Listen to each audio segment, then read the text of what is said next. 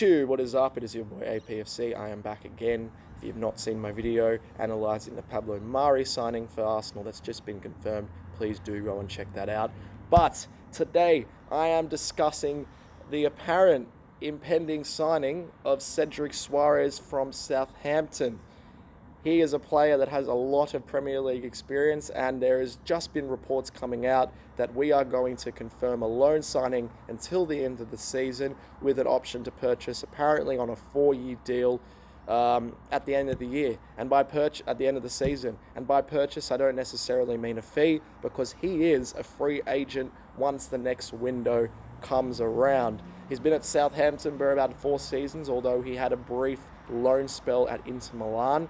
I'm not sure he's a part of Ralph Hasenhüttl's plans. I'm not sure that's how you pronounce his name, but it is looking like he is going to be an Arsenal player. And I'm happy about this one, actually. I think this is a very, very intelligent signing. It's probably not one that I was expecting. And, a lot of Arsenal fans will out there and be like, why are we signing a right back? We've got Hector Bellerin, the best right back in world football. To be honest, this guy is better, and I actually think that Cedric Soares, if he comes to Arsenal, should be put straight into the first team, and Bellerin should be watching him a little bit more, because although Bellerin has those flashes of brilliance, he can't cross the ball, and he doesn't run at defenders as much as I remembered. Cedric Soares does, and I think with the experience that he brings, not just Premier League experience, but international experience, he was a starting right back for Portugal from the round of 16 when they won the Euros in 2016. It's a very tactical signing, because I think we're going to pay a loan fee of 5 million, plus we covered the salary, but then it will allow Arsenal to sign for free when he becomes a free agent in the summer, which therefore means that we are signing this player pretty much just for 5 million, and for an experienced player, 28 years old, which you would argue is the peak of a player's career, I think that is a very, very clever signing. So it looks even more likely because Southampton has signed Walker Peters on loan, which to me indicates that he is a replacement for Cedric Soares. What can he offer us? So he has Premier League experience, as I mentioned before. He has played for Southampton 117 times over 5 seasons, which for me makes this a very minimal risk signing. Okay, yes, our January transfer record of signing players is not exactly crash hot, but for me, this would be one of the best ones, simply because when you put 5 million into a player that's played over 100 games in the Premier League and has been a regular starter as a right back and has won a Euros with Portugal, I think that is absolutely no risk. If it doesn't work out, oh well, we move him on. Bellerin's there, and we've still got Ainsley Maitland-Niles. I'll get more into Maitland-Niles at the end of the video, because I'm wondering where this leaves his future at Arsenal. But it's just a low risk for me. And from what I've seen from Cedric Soares, he's been a key player for Southampton over the last few years. Maybe not as much this season. He's played 16 games for Southampton this year. He's not exactly now in the first team plans, but, massive buts, he, over the years, has been a player, when I have watched Southampton, he always seems to stand out, and you always watch him and think this guy probably could be playing at a higher level. Whether that level is Arsenal, only time will tell. But I think in comparison to what our right backs offer, particularly going forward at the moment, because our right-hand side, which I mentioned in the previous video, is actually a little bit weak. We tend to go a lot down the left rather than the right, and I think a lot of that comes to the fact that our right backs that we've used this season, although have been decent, have not offered too much going forward, and crossing the ball has not really been a strength of theirs. I would love to know the stat as to how many times we have scored from crosses down the right-hand side, because to me, Pepe isn't getting the ball much, Bellerin or Ainsley Maitland-Niles isn't getting the ball much in those positions. So I think these signings that we've made with the Pablo Mari and impending Cedric Soares signing, it is balancing out the team, and we have an imbalance in the squad at the moment, and I think this one will give a lot more to us going forward. He is very skillful right back, in terms of, I think that this guy probably could play right back in another side, right midfield, instead of playing right back, because, the guy's actually very two-footed. And if you notice with Hector Bellerin, he is very, very, very right-footed. Ironically, his last goal for us was a left-foot goal, and yes, I know he can hit them outside the box, but in terms of general play, Bellerin is always dominant with his right foot, and yeah, he is right-footed, so obviously expect that. But for a professional player at the standard of Arsenal, you really need to be hoping that you have players that are equally as good on both feet, and Cedric Soares fits that bill. He is more than comfortable of not only crossing with his right foot, but he is able to cross with his left foot. He's comfortable at playing the ball to the inside with his left foot, and he's quick. And, he's probably not as quick as Bellerin, but he looks like his acceleration is almost better because he can get quick off the mark with his sprinting a lot more effectively, I think, than Bellerin does. Maybe when Bellerin comes back to full fitness from his injury, we will see that again. But for now, just looking at how Bellerin's performed and how Cedric Soares has been over the last few years, he is a lot quicker, I think, off the mark. Not quicker pace-wise, but quicker off the mark. He's more than happy to throw a few step-overs in. He's quite tricky. I think he can beat a man. And this is the main thing for me, is that he can cross a ball. How many left and right backs have we signed over the years that can actually cross a ball? Kolasinac can't cross a ball. It's not popular opinion, but he can't cross a ball.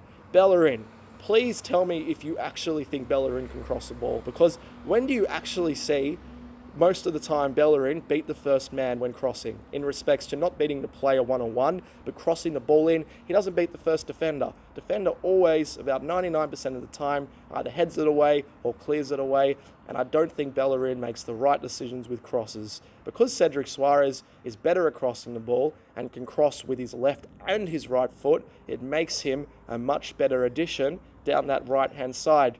Arteta likes involving his left and right backs. You can clearly see this season that down the left-hand side, we are more dominant and we have a lot more attacks coming down there with the overlapping left back, either Kolasinac when he's fit or Saka. But down the right-hand side, you've not seen that at all. And it is an imbalance. And this, I think, is a very clever signing to sort of balance that out in that respect. So we can also get someone like Nicolas Pepe involved too. As I mentioned previous, I think has underachieved, particularly over the last 4 to 6 weeks when Arteta has come in. So hopefully this will allow him a bit more freedom with the overlap coming in, which means he can take more players on and perhaps go a little bit more central to get him into more goal-scoring positions. I think it will suit Arteta's system, as I said, because yes, we do like overlapping right and left backs, and a lot of teams do these days. So, hey, if we can sort of confirm this and get this done, I think he will actually improve our right-hand side massively. And as I mentioned before, this guy has major competition experience. Yes, he's only played at Southampton. Yes, it didn't work out for him at Inter Milan, which I'll get to in a moment. But he was the right back from the round of 16. He played in the final in the Euros 2016. And from what I remember, he had quite a decent tournament there. Yes, it was 4 years ago, but he was a lot younger then. He's now a lot more experienced. It's not like we're signing a stopgap Band-Aid solution, 31, 32-year-old, as I've mentioned in previous videos. I think this is a good signing simply because, although he's not young, he's 28 now, he's an experienced professional. He's going to offer more experience down that right-hand side. And I think, a lot of Arsenal fans that I've watched videos about, them analysing him, they're like, oh, he's going to offer experience. And I agree. There's a lot of experience there, but I genuinely believe his ability is better than any other right back that we have at the moment. However, there's some cons for this, is that number one, if he's available for that cheap and, his contract's up at the end of the season, why hasn't another big club come in for them? Have they missed the trick, or do they sort of believe that he's not good enough for that level? I'm always going to have those questions because we always tend to pick up that player that is not good enough for the Cities and the Liverpools of the world, but is good enough for us. So I'm always going to have those question marks because let's be real, our defensive signings over the last 10 years have pretty much been about 3 to 4 out of 10. None of them have really set the world alight apart from a couple of exceptions. So yeah, I am wondering because he's also out of favour at Southampton at the moment. Why is he out of favour at Southampton? Yeah, they've had a bit of a resurgence this season, but why? Do they not believe he's good enough now? I don't understand, because if he's not good enough for Southampton, he's sure as hell not going to be good for us. But from what I've seen from him, I genuinely believe he is good enough for us. And I think if he comes in, he should start right back, Kolasinac should start left back, and then they're going to have David Luiz and Pablo Mari, which is pretty much a very, very new defensive line for Arsenal, really, because last season we had Bellerin, who was injured most of the season, but we had Maitland-Niles replace him with Cedric Soares if he does end up coming in. David Luiz sort of replaces Mustafi, although Mustafi has played a little bit this season, particularly over the last few months. David Luiz is a new signing from August, and now with Pablo Mari coming in, hey, this is a new backline for Arsenal, and is this the future for Arsenal with Saliba coming in? We will see. Will this backline be good enough for Arsenal moving forward? We will see. But I do think that because of the imbalance on the right-hand side, Cedric Soares is a very, very clever signing, and it is a very clever one simply because we pay only $5 million for him now, and by the end of the season, if we want to get him again, he's ours for free. I see this as a low-risk signing, but I actually believe, apart from the Pablo Mari deal, where I don't believe it's more of a long-term option, I think it's more short-term, I genuinely believe that Arteta has probably actioned this signing more than Edu or Raul in some cases, and I think he genuinely sees him as potentially an important player for Arsenal moving forward over the next, however he's long with us, 2 to 3 seasons or whatnot. Where does that leave Ainsley Maitland-Niles? Because I did a video a couple of weeks ago pretty much saying that I think he's our best right back, better than Bellerin. Is Maitland-Niles now going to come into the midfield where he has been asking to play for quite some time?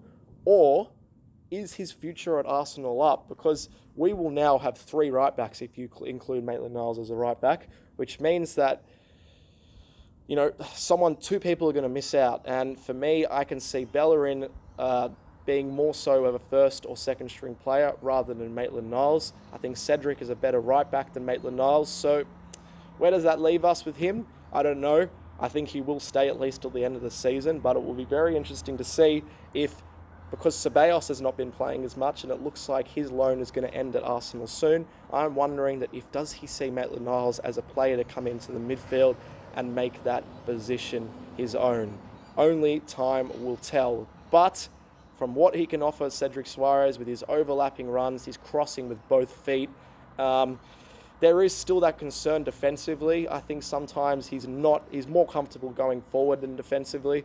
So that's been a massive problem for us. But the way that we're structured now, the way that we have that defensive midfield sort of holding back and Xhaka holding back, allows the right and left backs to push forward more. And when we are getting countered, we are not exactly out of shape. Yeah, maybe our right and left backs are slightly out of position, but if our midfielders are positioned more correctly, it will allow our right and left backs to retreat and get back into position, which in turn does not leave us so open, particularly on the counter-attack, which is a massive problem for us at the beginning of the season or at the end of the Emery era.